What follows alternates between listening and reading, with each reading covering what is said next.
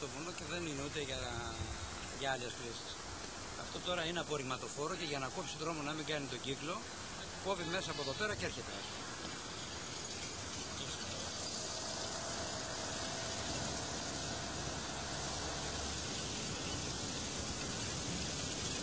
Το ποικίλο όρος βρίσκεται δυτικά της Αθήνας και οι περισσότεροι Αθηναίοι, ακόμα και οι κάτοικοι της Δυτικής Αθήνας, δεν το γνωρίζουν. Έχει έκταση 30.000 στρέμματα και η υψηλότερη του κορφή είναι γύρω στα 500 μέτρα, 475 η κορφή Ζαχαρίτσα. Στους πρόποδες του βουνού έχουν αναπτυχθεί οι δήμοι Χαϊδαρίου, Πετρούπολης, Περιστερίου, Ηλίου, Καματερό και Άνω Λιωσίων. Και από τη δυτική του πλευρά ο Δήμος Ασπροπύργου και ιδιαίτερα η περιοχή εκείνη που τα αποκαλούμε νεόκτιστα Ασπροπύργου. Έχει καταγραφεί από σπουδαίους χαρτογράφους όπως ο Κάουμπερτ, αλλά και πολύ παλιότερα πριν την Ελληνική Επανάσταση περιγράφεται στη χάρτα του Ρίγα Φεραίου. Στο σημείο αυτό βρισκόμαστε στο Φαράγγι Ζαστάνη. Το Φαράγγι Ζαστάνη είναι από την πλευρά του Ασπροπύργου και θεωρείται το στενότερο φαράγγι της Αττικής. Είναι σχεδόν άγνωστο, το ανακάλυψα διαβάζοντας μια ταξιδιωτική περιγραφή πριν από ορισμένα χρόνια και θα έλεγα ότι ελάχιστοι άνθρωποι το έχουν περάσει. Το ποικίλο όρος έχει όμως και πολλές απειλές. Απειλείται από τις διανοίξεις περιφερειακών δρόμων, από τη διάνοιξη της σιδηροδρομικής γραμμής Εικονίου Ασπροπύργου που έχει δημιουργήσει πάρα πολλά προβλήματα, έχει ανατρέψει το τοπίο, έχει κόψει πάρα πολλά δέντρα και όλα αυτά είναι μια μεγάλη απειλή. Όμως υπάρχουν και άλλες απειλές. Η Μητρόπολη Λαμίας και η Μονή Κλειστών φέρονται ως ιδιοκτήτες μεγάλων εκτάσεων στο βουνό. Συνολικά και τα δύο εκκλησιαστικά ιδρύματα φέρονται ως ιδιοκτήτες 20.000 στρεμμάτων και αυτό είναι μια μακροπρόθεσμη απειλή.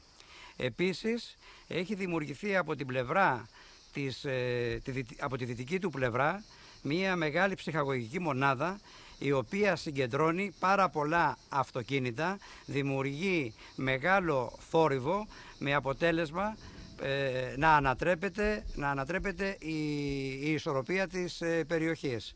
Πολλά αυτοκίνητα εισέρχονται στο δασικό δρόμο δίπλα από αυτή τη μεγάλη ψυχαγωγική μονάδα και παρκάρουν παράνομα μέσα στο δάσος. Αυτό είναι ένα πολύ μεγάλο πρόβλημα. Δυστυχώς, παρά το γεγονός ότι υπάρχει απαγόρευση από το δασαρχείο να εισέρχονται τα αυτοκίνητα στη δασική περιοχή, παρατηρείται ένα πολύ μεγάλο πρόβλημα την περίοδο ιδιαίτερα του Σαββατοκύριακου. Όμως σε αυτά τα προβλήματα που έχουν προκύψει υπάρχουν και σοβαρές αντιστάσεις. Συλλογικότητες, περιβαλλοντικοί σύλλογοι, ομάδες ανθρώπων προσπαθούν να διασώσουν το βουνό, να υπερασπιστούν δηλαδή το χαρακτήρα του. Γιατί δυστυχώς οι επεκτάσεις των πόλεων προς το βουνό που κάνουν οι δήμοι, οι διανοίξεις των περιφερειακών δρόμων ανατρέπουν το χαρακτήρα σαν βουνό. Πρόσφατα συγκεντρώθηκαν 2.000 υπογραφές από κατοίκους του Χαϊδαρίου, οι οποίοι αντιδρούσαν στη διάνοιξη ενός δρόμου στο βουνό. Το κυνήγι έχει απαγορευτεί από το 1959, ωστόσο ασυνείδητοι κυνηγοί εισέρχονται στο βουνό και κυνηγούν παράνομα κυρίως πέρδικες. Η αξία του βουνού στο μέλλον είναι ακόμα ουσιαστικότερη, γιατί οι ρήποι οι οποίοι προέρχονται από το Θριάσιο προβλέπονται ότι θα αυξηθούν με την δημιουργία ενός εργοστασίου ηλεκτρικής ενέργειας στη Χαλιβουργική με την επέκταση της Πετρόλαια.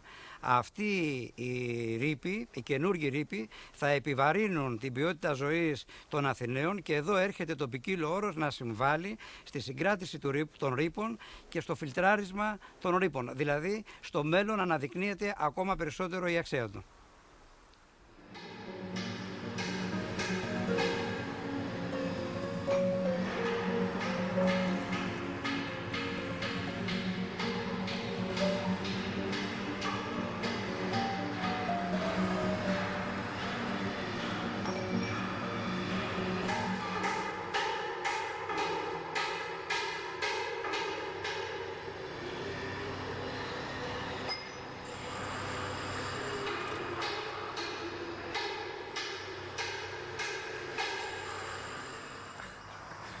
Στο ποικίλο Όρος βρίσκεται ο οικισμός της Αφέας. Κάτω από τον βράχο της Αφέας βρίσκεται ο αρχαιολογικός χώρος της Αφέας.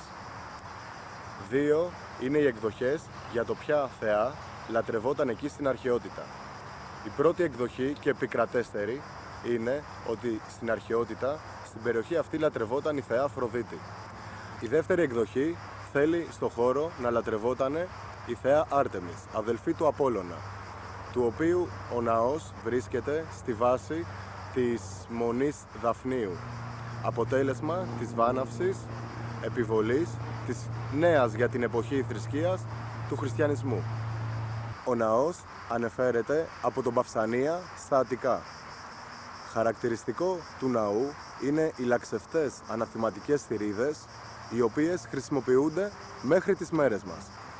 Το σπήλαιο του Πανός, το οποίο βρίσκεται 1,5 χιλιόμετρο από το ναό της Αφέας, είναι τρανταχτή απόδειξη ότι ο τόπος του ποικίλου Όρους ήταν περιβαλλοντολογικά πολύ σημαντικός για τους αρχαίους Έλληνες. Παρά την τραγική του όψη, ο θεός Πάνας, ο τραγοπόδαρος θεός, θέλει να μας περάσει το μήνυμα, έχοντας το μισό σώμα ζώου και το μισό άνθρωπο, ότι ο άνθρωπος είναι ένα αδιάσπαστο κομμάτι της φύσης και ότι μόνο συνυπάρχοντας με τη φύση, ο άνθρωπος μπορεί πραγματικά να φτάσει τα ανώτερα πνευματικά του επίπεδα. Συνεχίζοντας τη διαδρομή μας επί της Ιερά Οδού, λίγο πριν τον Ασπρόπυργο, ο ταξιδιώτης συναντεί τη λίμνη Κουμουνδούρου. Στην αρχαιότητα αποτελούταν από δύο διαφορετικές μικρές λίμνες, την Άνω Ρητή και την Κάτω Ρητή. Η Άνω Ρητή, Άνω Λίμνη, ήταν αφιερωμένη στη θεά Δήμητρα. Η Κάτω Ρητή ήταν αφιερωμένη στην κόρη της Περσεφόνη. Οι ταξιδιώτες και ιδιαίτερα οι μελλοντικοί μύστες των Ελευσινίων Μυστηρίων λουζόντουσαν εκεί προτού προσέλθουν στο μυστήριο. Οι πανάρχαιοι αυτοί τόποι λατρείας πνεύματος και πολιτισμού, οι οποίοι έχουν βοηθήσει το μέρος και τον άνθρωπο μέσα στην ιστορία, πρέπει από εμάς τους πολιτισμένους ανθρώπους να διατηρηθούν, να αναδειχθούν και σε καμία περίπτωση μην εκμεταλλευτούν με το λάθος τρόπο.